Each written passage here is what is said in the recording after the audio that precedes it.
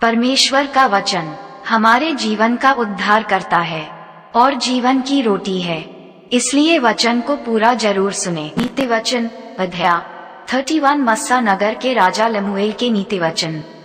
ये बातें उसकी माँ ने उसे सिखाई थीं।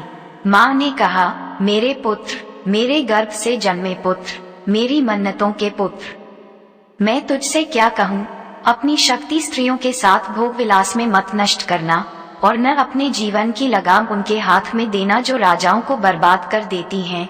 ओ लमुएल, शराब राजा के लिए नहीं होती। राजाओं को मदिरा पान शोभा नहीं देता, शासकों के मुंह में शराब नहीं फबती। शराब के नशे में वे कानून कायदे भूल जाते हैं और पीड़ित जनों का हक मारते हैं। शराब उनके लिए है जो मरने पर हैं, जो घोर दुख में डूबे हुए हैं। वे शराब पीकर अपनी गरीबी के नरक को भूल जाएंगे और उनका दुख उन्हें स्मरण न रहेगा। मेरे पुत्र, दीन दलित के न्याय के लिए अपना मुंह खोलना, अनाथों को उनका हक देना, न्याय के लिए अपना मुंह बंद मत करना, वरन धर्म से न्याय करना, दीन दरिद्रों के अधिकार की रक्षा करना। एक अच्छी पत्नी कौन पा सकता है? वह हीरे मोती से अधिक मूल्यवान होती है। उसके पति का हृदय उस पर पूरा भरोसा करता है और जीवन सुखमय रहता है। वह अपने जीवन भर उसका अनिष्ट नहीं वरन भलाई करती है। वह ऊन और पटसन खोज कर लाती है और प्रसन्नतापूर्वक अपने हाथों से काम करती है। व्यापार के जहाजों की तरह वह दूर दूर से भोजन वस्तुएं लाती है। वह पौ फटने के पहले ही रात में उठ जाती है और अपने परिवार के लिए भोजन का प्रबंध करती है। वह अपनी सेविकाओं को उनका काम बांट देती है। वह देखभाल कर खेत खरीदती है। वह अपनी मेहनत से अंगूर उद्यान लगाती है। वह कमर कसकर परिश्रम के लिए तैयार रहती है। वह काम करने के लिए अपने हाथों को मजबूत रखती है। वह जानती है कि घरेलू उद्योग में उसका लाभ है, रात को उसका दीपक नहीं बुझता।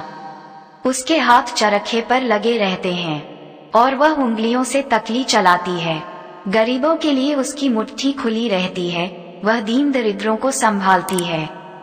वह हिमपात के समय अपने परिवार के लिए चिंतित नहीं होती, क्योंकि उसके परिवार के लोग ऊनी वस्त्र पहनते हैं।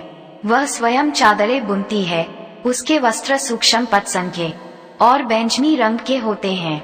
उसका पति नगर के प्रवेश द्वार पर नगर के धर्मवृद्धों के साथ पंचायत में बैठता है। सब उसका सम्मान करते हैं। वह पटसन के वस्त्र बनाती और उनको बेचती है। वह व्यापारियों को कमरबंद बेचती है। शक्ति और मर्यादा उसके वस्त्र हैं। वह आने वाले कल को हंसकर उड़ा देती है। उसके मुंह से बुद्धि की बातें निकलती हैं। उसके ओंठों पर सदा दया की सीख ही रहती है। वह गृहस्थी का सब काम अच्छी तरह संभालती है। वह आलस की रोटी नहीं खाती।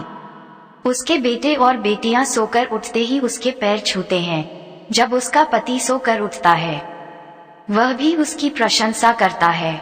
वह कहता है, अनेक स्त्रियों ने गृहस्थी के लिए अच्छे अच्छे काम किए हैं, किंतु तू उन सब से बढ़कर है।